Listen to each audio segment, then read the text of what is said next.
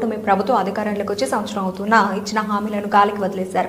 రాష్ట్రంలో దళితులు, మైనార్టీలు, అణగారిన వర్గాల మీద దాడులు జరగడం చాలా హేయమైన చర్య అని తల్లి రాజేష్ రాజాం వైఎస్ఆర్సీపీ ఇన్ఛార్జ్. ప్రభుత్వం అధికారంలోకి వచ్చి సంవత్సరం కావస్తుంది. అయితే ఈ సంవత్సరంలో వాళ్ళు ఇచ్చిన హామీలని అయితే గాలికి వదిలేశారనే సంగతి అందరికీ తెలిసిందే. దీన్ని పక్కన పెడితే రాష్ట్రంలో దళితుల మీద, మైనార్టీల మీద, అణగారిన వర్గాల మీద దాడులు జరగడం అనేది చాలా హేయమైన చర్యగా నేను అభివర్ణిస్తున్నాను. ఈ సంవత్సర కాలంలో ఎన్సీఆర్బీ అనే సంస్థ ఇచ్చిన నివేదికను గమనిస్తే మన దేశంలోనే అత్యధికంగా దళితుల మీద దాడి జరిగింది మన ఆంధ్రప్రదేశ్ అనే ఆ నివేదిక చెప్తుంది.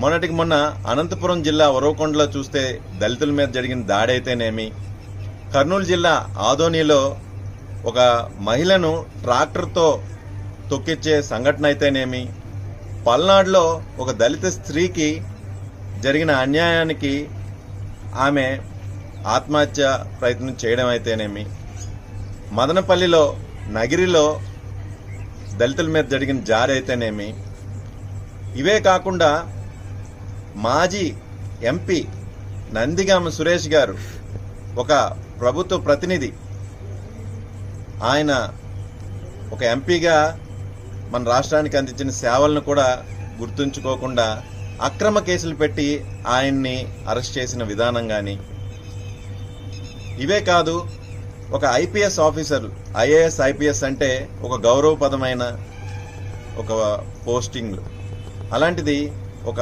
ఐపీఎస్ ఆఫీసర్లు సంజయ్ గారు అయితేనేమి, సునీల్ గారు అయితేనేమి వాళ్ళని సస్పెండ్ చేసి రోడ్డు మీద నిలబెట్టిన సంఘటనలు.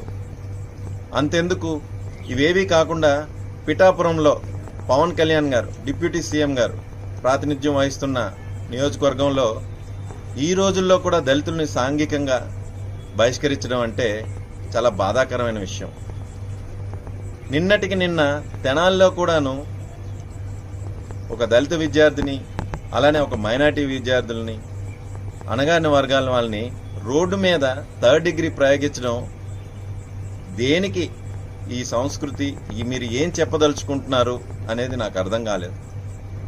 అయితే ఇలా చూసుకుంటూ ఉంటుంటే అసలు దళితులకి, అణగారిన వర్గాలకి మన రాష్ట్రంలో సెక్యూరిటీ లేదా అని నాకు అడగాలనిపిస్తుంది.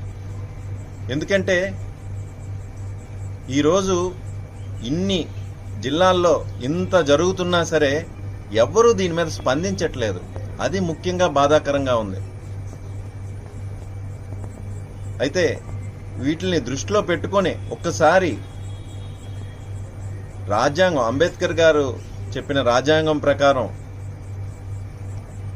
కూటమి నేతలు అట్లీస్ట్ అణగారిన వర్గాల వారిని, వాళ్ళ మనోభావాల్ని, వాళ్ళ గౌరవానికి ఎటువంటి భంగం కలిగించకుండా ఈరోజు వాళ్ళని కూడా కలుపుకొని మీరు పరిపాలన సాగించాల్సిన ఆవశ్యకత ఎంతైనా ఉంది.